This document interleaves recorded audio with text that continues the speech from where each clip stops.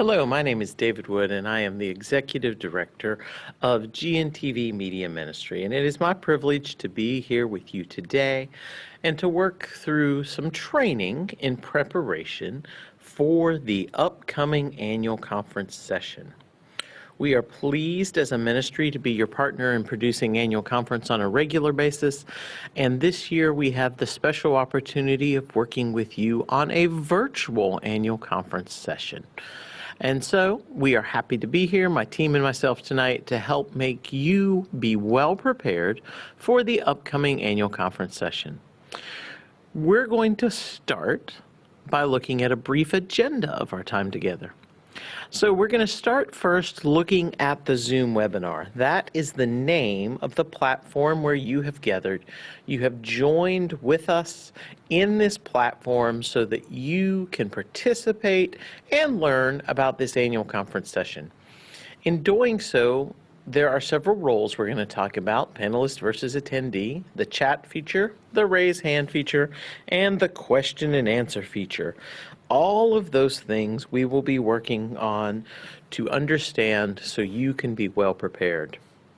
Then we're going to turn our attention to what GNTV is providing with the voting system, and we will look at that, and we will explore how we can help you with our tech support team.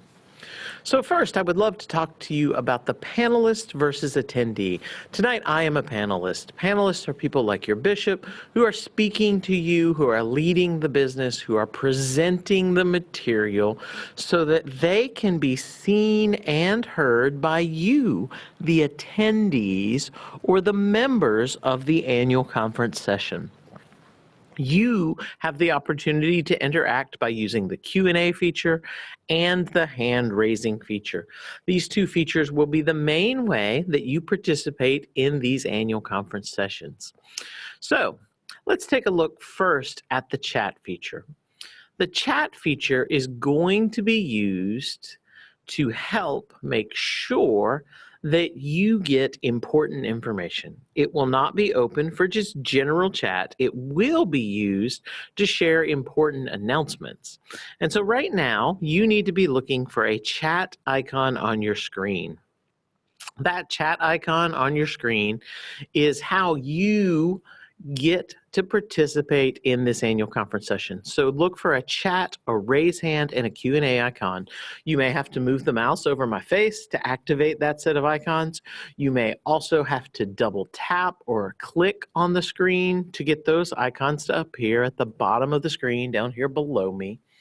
Finally, if you are on a portable device, some portable devices have a couple small lines or dots in the center, and you have to tap on that to open a drop-down menu that then contains the chat, the raise hand, and the Q&A icon. I would love for all of you to look for those icons right now so that you can be prepared to participate fully in this training session.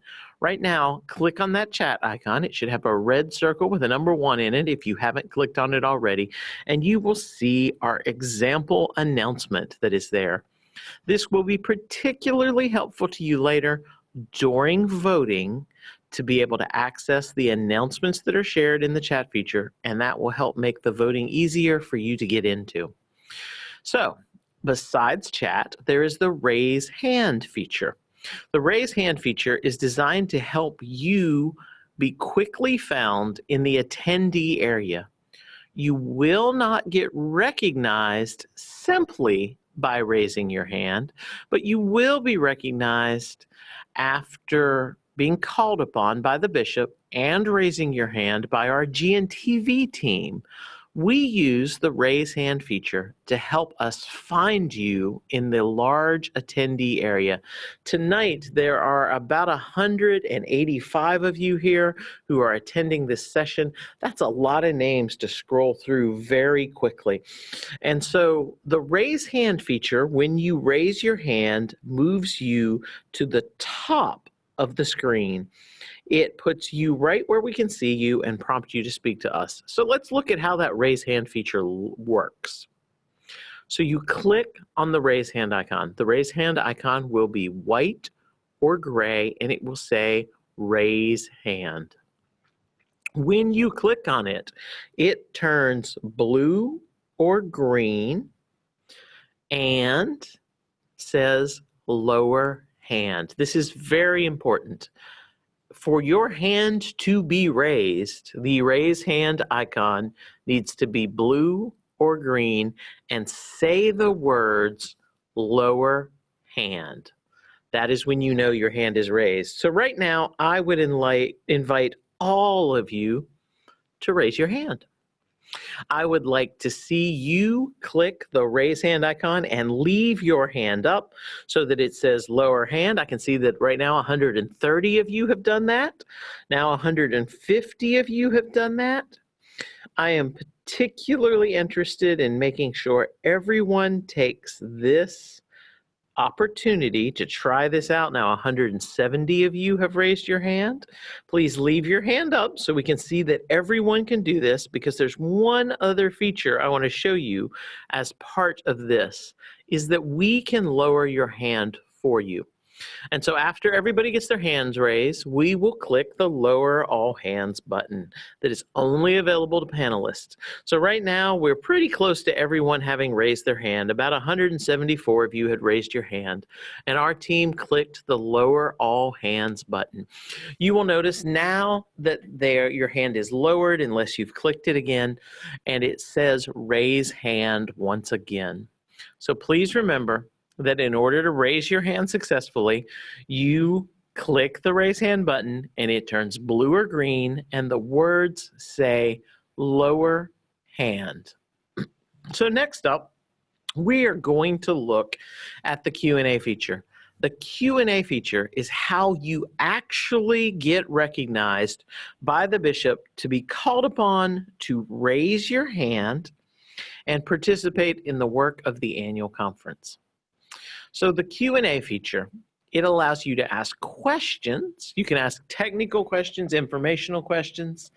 You can also do things like make motions, amendments, move the previous question, offer a second, make points of order, or request moments of personal privilege, much like you do by raising your hand during an in-person annual conference.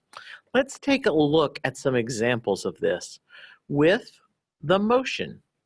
If you wanted to make a motion, you would type the word motion into the Q&A feature, and then you would insert the text of your motion. That is word for word the content that you want to appear in your motion for the conference to consider and act upon. The reason we ask you to include the full text is that we need your help to be able to prepare a slide quickly in this virtual model that can be shown to all of the attendees that has the text of your motion. Let's say, for example, you like the motion that comes before the body. You may want to second the motion. In much the same way that you type the word motion, you would type the word second the motion. Also, if perhaps you want to help perfect a motion, you would insert the word amendment, followed by the text of your amendment, and then please remember this very important detail with an amendment. We need to know where it goes in the original motion, whether it's a sentence that's added on at a paragraph, a page number, a line number, a sentence it is replacing, or just a phrase that it is replacing. Help us identify clearly where your amendment goes in the document that we are perfecting together in our work. In addition to making an amendment, you might make a speech for or a speech against. You might seek to call the question. You might want to make a point of order where you would insert your point and state the rule or book of discipline paragraph that is being violated. You might also want to request a moment of personal privilege. And that might be something like a prayer request or a desire to send greetings on behalf of the conference to someone who was unable to attend this year. Those are the things you do through the Q&A feature. Let me stress to you, you can ask questions, You can promote motions and amendments. You can ask to speak for and against the amendments. So a speech for would be what you enter, or a speech against while a motion or an amendment is being perfected by the body. You also will want to know that this is how you get recognized. So in order to be recognized, you must submit something that requires recognition into the Q&A feature. So let's talk about the process of this. So let's say someone makes a motion. That motion comes in, and then there might be a question about the motion, and then there might be a second for the motion.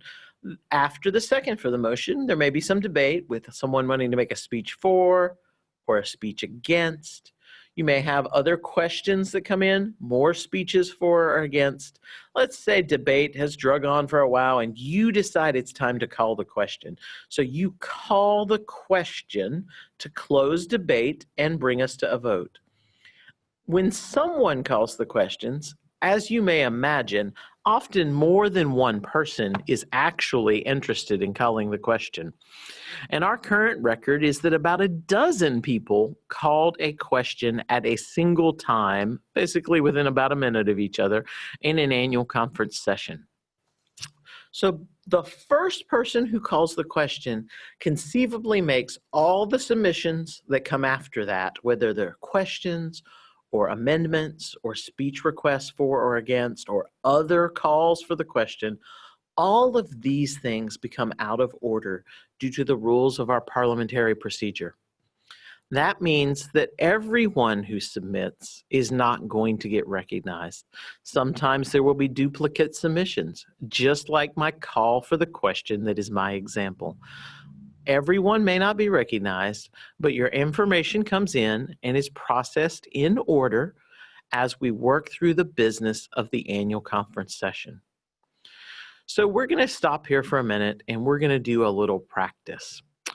Once you're recognized, once the bishop calls on you, you will be asked to raise your hand, and then there is a step that you must do in order to speak and address the body. And so right now, we're going to look at the unmute myself button. So when the bishop calls your name and asks you to raise your hand, our GNTV team will prompt you with a pop-up window that looks something like the box on your screen. And in it, there will be a button that says, Unmute Myself. By clicking this button, you are turning your microphone on. We cannot turn your microphone on. We cannot prompt you to speak remotely. We can only ask that you speak by clicking the Unmute Myself button. So right now, by process of random selection, I saw Amanda Allen's name in our attendee area. And I would like to invite Amanda Allen to raise her hand. So she's going to raise her hand.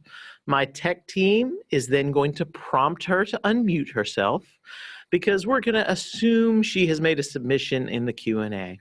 So once Amanda raises her hand, which she has done, she is prompted to unmute herself, which she has now done, and then Amanda can address the annual conference. So Amanda, I'd love for you to tell us how you're doing today, what church, what town, and how many times you've been to annual conference before.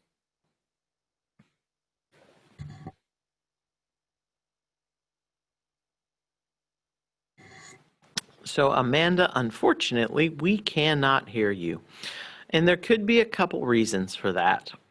One of the reasons for that is that you may need to select an appropriate microphone. So down in the corner of the screen where it says unmute, click the up arrow and that opens some settings. You may try changing to a different microphone. Maybe your in-computer microphone.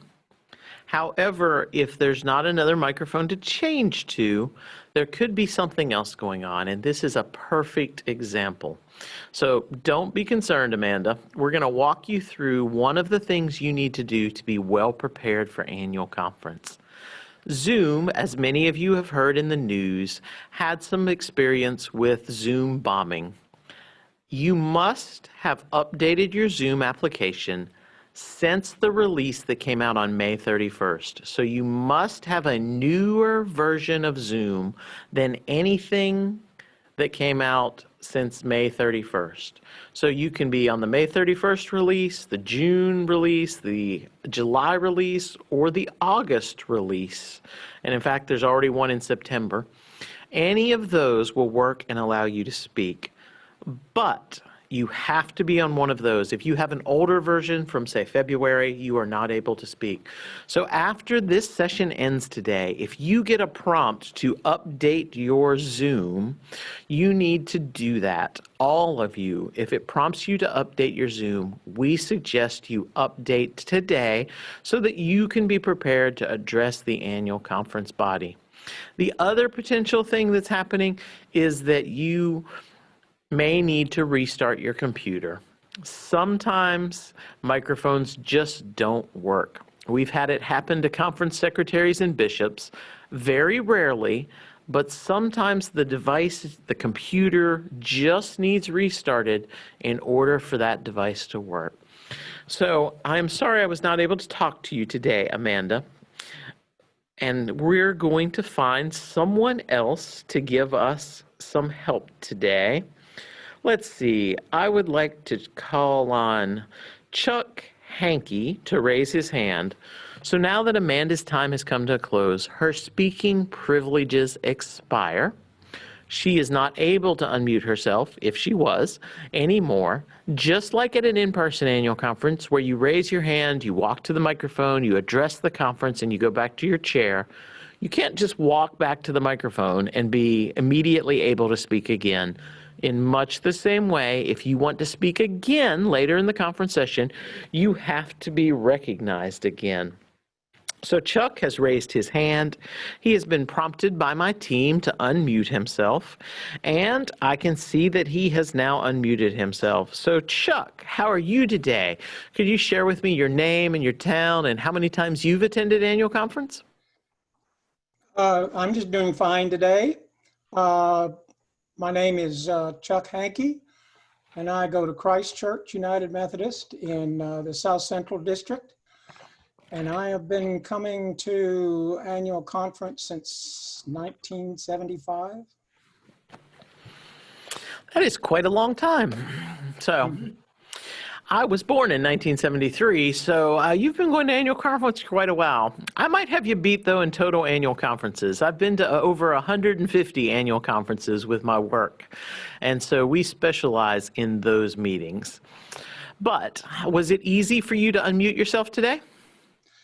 Yes, it worked just fine. The unmutes came up, and I unclicked it, and you saw that it was, and started talking. So I must have an upgraded version. You probably do. It is prompting everyone to do that because of the security concerns. Zoom has really been intentional in trying to get people to upgrade. So sometimes it's the updated version, sometimes it's a hardware issue. But one of those two things will generally fix the problem with the microphone. Well, I appreciate you talking with me tonight. I hope you have a great night. Thank you. Okay. So Chuck was able to talk to us, he was able to share, and we were able to hear what might have been his question or motion or amendment or speech that he would typically share during an annual conference session. And it sounds like Chuck is an old pro at annual conference. My guess is he would know exactly what to do if we were having a very contested debate and want to speak. The other thing I want to mention to you now that is unique to Zoom is your name. There aren't many of you here tonight that only have a first name, but there are a few of you. Barbara, A. Palmer, David, Butch, Carol, Krill, Denise, Donna, D-Web, and Hudson, Jesse, Jerry, Judy. If you've just heard your name or LW or your initials or Pat, you are here with just a first name.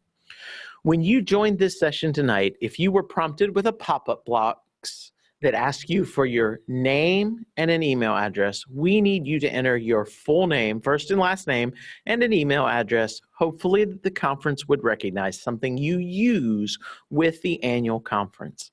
By entering your full name, we are able to verify that you are a member of the annual conference, that you should be in the annual conference session and have the ability to speak and address the annual conference. So essentially, it is kind of like your name tag in a typical year. If you were not prompted with that pop-up box, that means you have the Zoom application installed and you have a Zoom account. One of the things that I don't like about Zoom is that it only requires a first name. So you can have a Zoom account with just a first name and an email address. And that may be why tonight we are only seeing your first name for those who I just called out. I also see that Rich and Rita, S. Webb and R. Wiley and Sandy and Sarah and Sydney and Steve and Suzanne. And then someone is even here as user and user one. So not even a name to try and figure out who it is. We need you when you log in for the actual annual conference to make sure you have a full name. So the easiest way is to type your full name into that pop-up box and your email address. The second way is to make sure that in your Zoom application, you go to the settings area, you click on the profile or account information tab, and you enter a full name that matches your name where you will use and attend the annual conference session. So right now, we are going to do one more test before we look at our voting system. I would like to invite all 199 of you now, you are growing, to use the Q&A feature right now. Please open up the Q&A feature, and I would like for you to tell me your church name.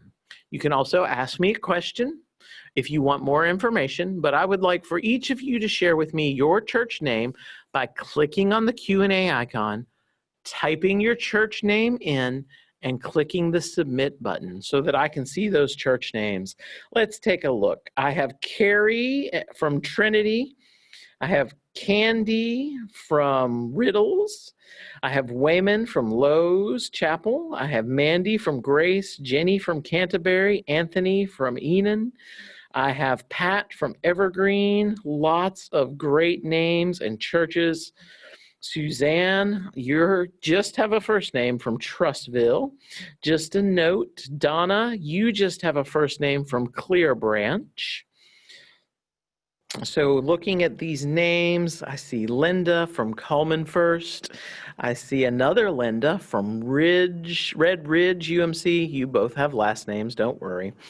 I see Sandy from Canterbury, who only has a first name. And I see D. Webb from Sylacauga, who is here as just probably an email address as D. Webb. So you might work on having a name. I'm looking for any questions that might pop up in this process. Lots of churches all around the conference tonight here. That is fantastic. I should have asked you all what you're going to have for dinner, because that is on my list immediately following this session tonight, is to do something about dinner. Mary from Asbury, Dorothy from Hackleburg, David from Henryville, Alicia from Carrollton. Just looking to see if there's any questions. Most of you have now submitted. We are up to 187 of you who have submitted. That is fantastic. Oh, just jumped up over 190. We are very close to every single one of you. One question I saw was about voting. That we will do here momentarily. Another person asked if you will ever be on camera while addressing the annual conference, and the answer to that is no. We will only be able to hear you while you are attending and speaking. You will only be heard in an annual conference session. Karen said, I tested my microphone, but I could not hear my voice, and I tried several times. One of the things about Zoom webinar is that you must be prompted to speak in a webinar. So you can't actually fully test your microphone. You won't be able to hear yourself in this session until you are prompted by the bishop to be recognized. Let's see. Yes, Steve asks, if you have a Zoom account, you can simply update your name data. That is absolutely correct. Zoom has a field for a first and last name. It only requires the first name. So please make sure to enter a first and last name. Sharon asks, is it recommended that we use a computer or can it be done on a mobile device? The answer to that question is yes. Whatever works best for you. I think a computer is the easiest way to watch a day-long session of annual conference. Once you pass an hour, holding the device in your hands can be very challenging, and so using the computer is a great way to do that. However, using a cell phone or a tablet is going to be a great resource for voting. Daryl asks, can a pastor and a lay delegate use one computer? Yes, in fact, you can share a computer. You will just need to take care when you are submitting to be recognized by the conference that you include your name and church in that submission. So example, Daryl, you would say your name followed by your church name and then question, motion, amendment, whatever it is you want to do in order to be recognized in conference. Paul asked, when I signed in, your system used your existing browser. That is just fine. That is exactly what we try to have it do, so it will make it easy. Huey Barnett has asked, where do I go to change my name? I am showing my husband's name. So it would not affect your voting ability as you are concerned, but it would affect your ability to get recognized. So Trudy asks about using a Zoom account too, and how do you register for Zoom? You do not have to register for Zoom. If you wanted to, you could simply sign out of your husband's account or sign out of your friend's account in the Zoom application. Then you will get prompted with that pop-up to enter your name and your email address, and that is how you will be able to join the annual conference session when the time comes to do that. So right now, I appreciate you all entering. Almost everyone did it, it looks like to me, and that is fantastic. We're going to turn our attention now to voting. The voting system is web-based. It is external to Zoom. You will need a web browser like Chrome, Safari, Firefox, Internet Explorer, Microsoft Edge. Potentially where you go to look at your email or your Facebook is a web browser. We are going to ask you to open a web browser. You can do that on the same device that you are currently on, but many people find it easier to do it on a smartphone or a tablet. You can open our website for voting by typing in the address vote.gntv.info. That is vote.gntv.info. So you type that in, and it loads a web page. Let's walk through the steps of how to use the voting system.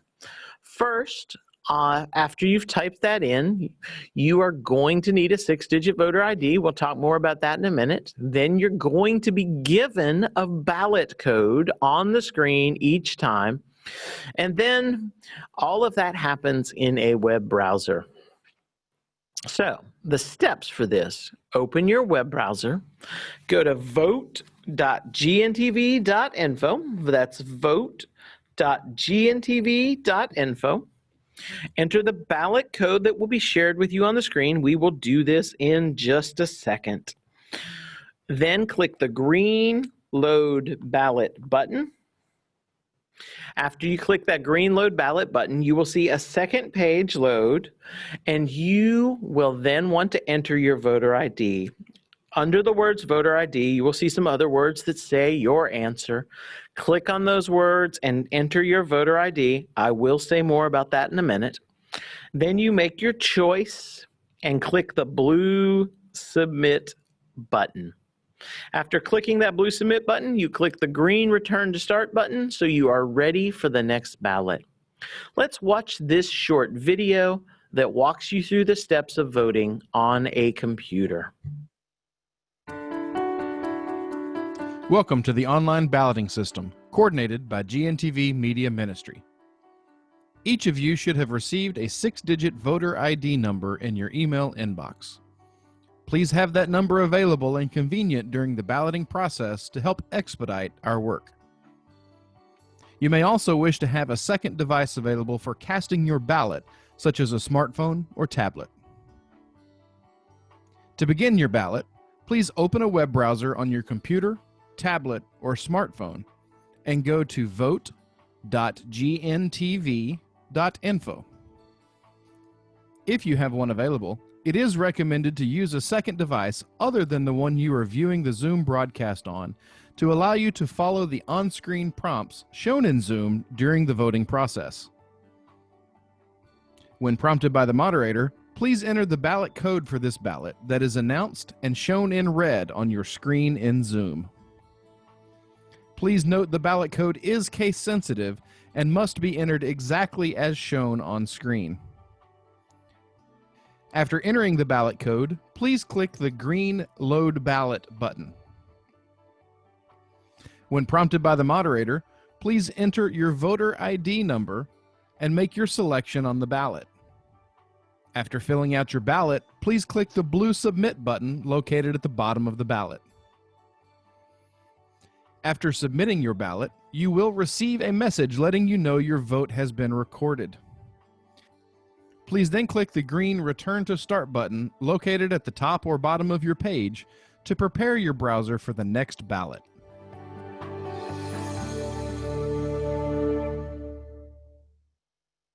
Okay, we are preparing to take our first practice ballot.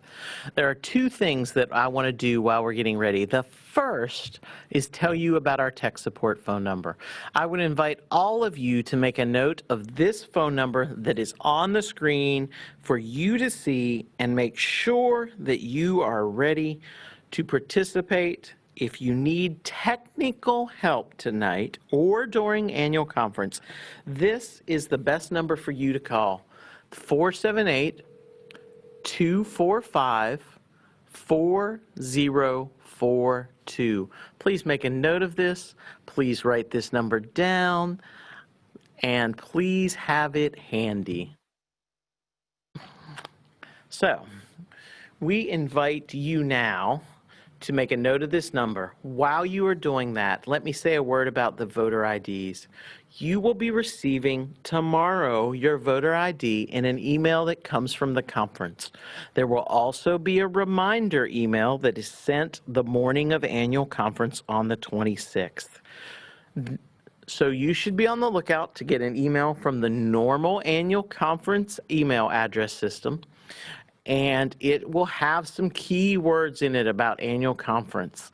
Voter or vote or voting are key words that can help you find this information and get to your voter ID. Tonight, we are all going to practice with a test voter ID. So, it is now time to turn our attention to our first practice ballot. I hope that all of you have just prepared by making a note of our phone number. So right now, all of you, please open a web browser and go to vote.gntv.info. And I'm going to declare this ballot open. When the bishop opens a ballot, the ballot code appears on the screen. You cannot vote before the bishop opens the ballot, and you cannot vote after the bishop closes the ballot. You must vote while the ballot is open. So right now at vote.gntv.info, you need to enter the ballot code CW001. That is CW001. After entering that, you will click the green Load Ballot button and be taken to the ballot page. Tonight, we are all using the test voter ID 1, 2, 3, 4, 5, 7. If you are a clergy and you have your voter ID from last week's clergy session, you also can use that voter ID tonight. But laity, your voter IDs will be coming tomorrow in an email. And tonight, you can use the test voter ID 1, 2, 3, 4, 5, 7. There's a question about, do I have to vote on the same device I joined Zoom? No. In fact, many people find it easier to vote on a second device, a cell phone or a tablet. Then you answer the question and you click the blue submit button. So let's run through the steps on this second page again. Under the words voter ID, where it says your answer, you need to enter a voter ID. Click on the words your answer and enter a voter ID. And then make your choice to the question, do you thank God for virtual conferencing? Let us know how you feel about that. Then click that blue submit button. The ballot is open. I invite you to vote now. We're going to give you just a little longer time tonight to work through this voting process, since this is your first time. If you are still working on voting, it would be great for you to raise your hand. By raising your hand, you give me a sense of how many of you are interested in a little extra time. I know this is, for some of you, your first practice vote, but we are doing extremely well at this point. So it looks like most of you are getting the hang of that. If you finish voting, please lower your hand. I see hands going down. That is fantastic. We are making good progress. That's great. Okay, so for now, I'm going to declare this ballot closed. So once the bishop closes the ballot, you can no longer vote. That means we've started our tabulation period.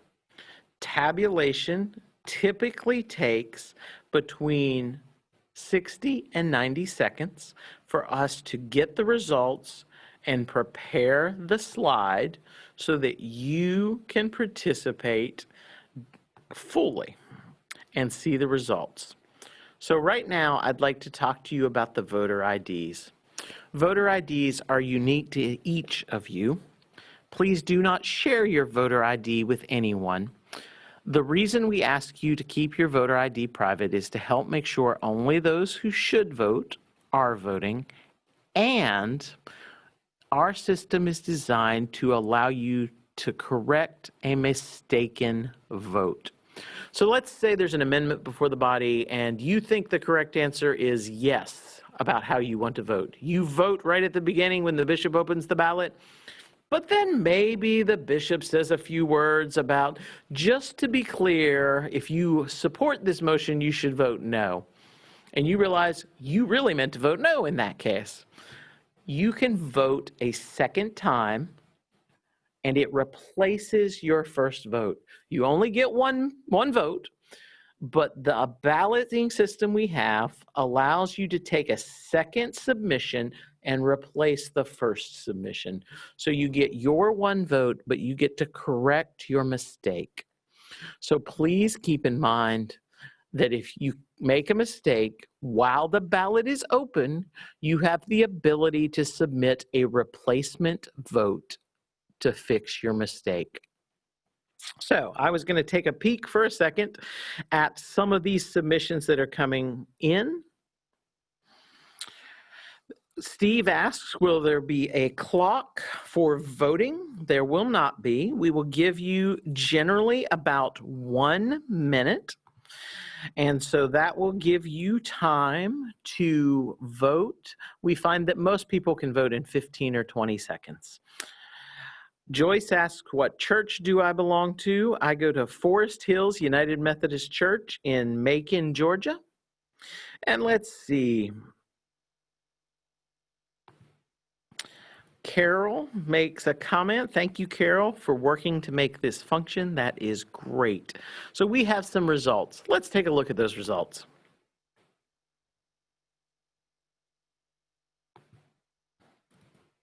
Okay.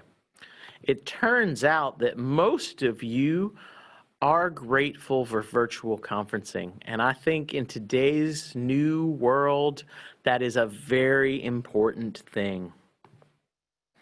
So we are ready now to take our next practice ballot. This question is a little bit more about you. I would like to know if you have pets. So right now I'm going to declare this ballot open. I invite you to go to vote.gntv.info.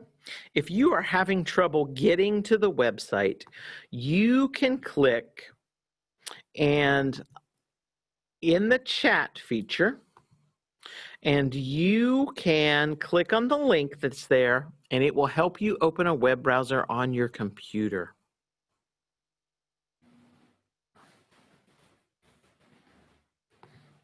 So click on that link if you are having trouble getting there. Type in our ballot code CW002. CW002.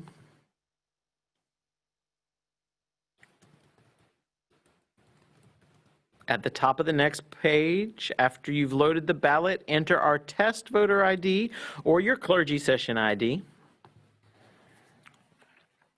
Test voter ID is 1, 2, 3, 4, 5, 7.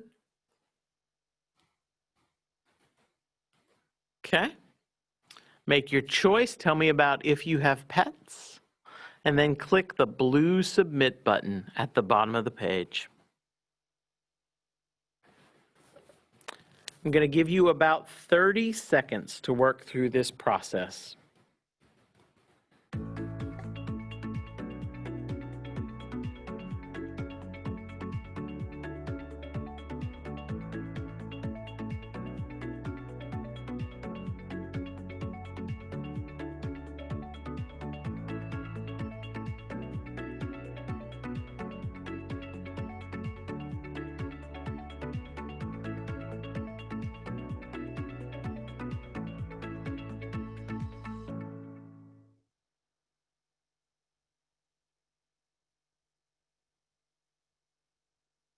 Okay, we are preparing to close this ballot. If you are still working on voting, I invite you to raise your hand right now.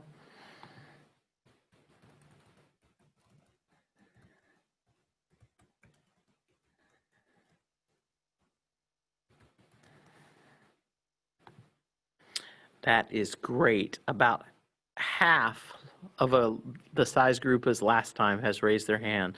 So we are making progress on this. I am going to declare this ballot closed. We are going to start the tabulation process. So for those of you who are still working on this, please call our tech support number. We very much want to help you be successful. There is another training tomorrow you can attend if you need additional practice, but our team would be thrilled to work with you right now to walk through these steps and make sure that everything is working smoothly for you to be successful in this process. So please give us a call. One of my favorite experiences so far is with a 91-year-old retired minister who I have known my entire life here in South Georgia. He's never used a computer. He's never had a smartphone. When he heard that annual conference was going to be held virtually, He asked his family to help him be able to attend. They helped him get an iPad, and he was able to attend the annual conference sessions. Not only that, he was able to figure out the voting system and join annual conference and successfully vote. Now, he attended every training we offered for the South Georgia Conference, but he attended clergy session and annual conference session and voted in both of those sessions on his own. They offered to have one of his grandchildren come help him, and he said he had it. And so now this 91-year-old retired minister uses Zoom to chat with his family who he has not seen because he and his wife have been quarantining in over 6 months, but now they have regular conversation where they can see each other over Zoom.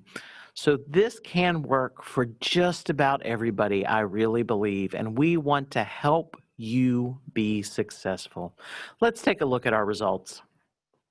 Okay, you all are about normal. We find that about 60% of people have pets, and you all have done that percentage almost exactly. That is fantastic. We're going to take one more practice vote, and we're going to pick up the pace a little bit and take this at a more typical speed. So right now, I invite you to open your web browser and to prepare for a ballot. We are going to vote on if your church is holding virtual worship services. Is your church holding virtual worship services? So right now, I'm going to open the ballot. And typically when the bishop opens the ballot, you're going to get about 60 seconds to vote. On that first page, please enter CW003. On that second page, I actually want you to enter a voter ID. Imagine that. Your test voter ID is 1, 2, 3, 4, 5, 7. Then make your choice and click the blue submit button. If this is not working for you, please call our tech support line right now. We have an online ballot that is open all the time, and we can assist you to be able to access that information even after this session ends in just a couple minutes. We are almost finished. So I invite you to vote now, and I'm going to give you 30 seconds to finish that process.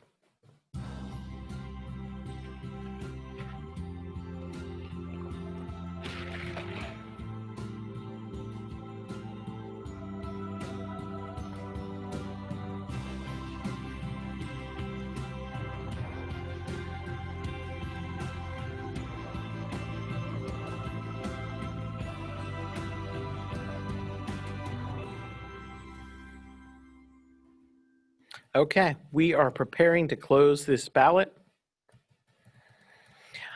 And this ballot is closed. If you are needing additional help, please don't be shy. We're going to put that tech support number up on the screen. We really would like to help you be successful at this. Don't give up because it's not working. It is possible for you to figure this out, and we really want to help you. I've got a great team here with me at GNTV, and we like for you to be successful. And so we are going to see our results in about 90 seconds.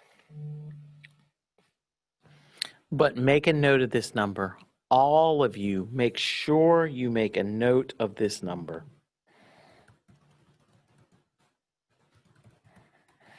So that you can reach out to us and we can assist you in being successful. I'm answering a couple questions while I'm waiting on our results. I know they will be ready momentarily.